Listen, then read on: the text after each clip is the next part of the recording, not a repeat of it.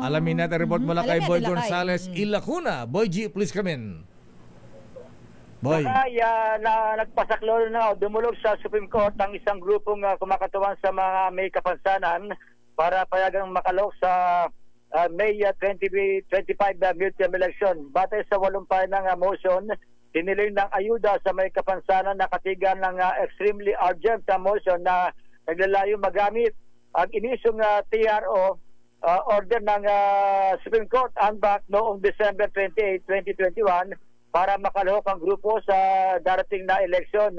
Hiniling na nila sa Supreme Court na atasan ang COMELEC na igalang ang nabanggit na TRO sa 2025 eleksyon. Ang apela nila sa mga mesrado ng grupong ayuda sa may kapansanan na atasan ng COMELEC na ilagay sa balota ang kanilang pangalan at payagan silang maalal ng publiko sa posisyon.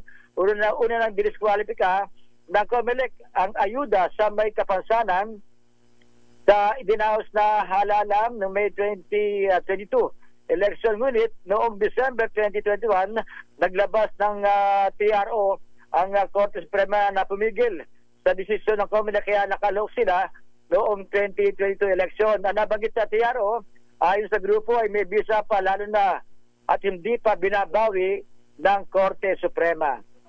Ito samantala Lakay, nagkaroon ng sunog, visible smoke o sunog dito sa Lacao Salvacion College sa May Mendiola. Pero mabilis na naagapan ng mga bumbero na nagresponde dun sa naturang lugar. Ito si Boy Gonzales para sa Visa Race, una sa Pilipinas, una sa Pilipino. Flash Report.